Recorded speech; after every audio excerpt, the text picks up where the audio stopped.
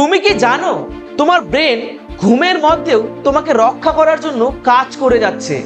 আমরা ভাবি ঘুম মানেই সব বন্ধ, কিন্তু বাস্তবে মস্তিষ্ক তখনও বিপদের সিগন্যাল ধরার জন্য সক্রিয় থাকে। আরেকটা অবাক করা তথ্য, মানুষের মস্তিষ্ক মাত্র 20 ওয়াট শক্তি ব্যবহার করে, প্রায় একটা ছোট্ট বাল্বের সমান। কিন্তু এই ছোট্ট অর্গানটাই তোমার স্মৃতি, স্বপ্ন, আবেগ, সিদ্ধান্ত সব নিয়ন্ত্রণ করে। গবেষণায় দেখা গেছে আমরা যখন কোনো ভয়ঙ্কর অভিজ্ঞতার মধ্যে যাই তখন মস্তিষ্কের একটি অংশ অ্যামিগডালা খুব দ্রুত রিয়্যাক্ট করে এবং শরীরকে ফাইট অর ফ্লাইট মোডে পাঠায়। আবার যখন তুমি নতুন কিছু শেখো তখন নিউরনের মাঝে নতুন সংযোগ তৈরি হয়। এটাকেই বলে নিউরোপ্লাস্টিসিটি।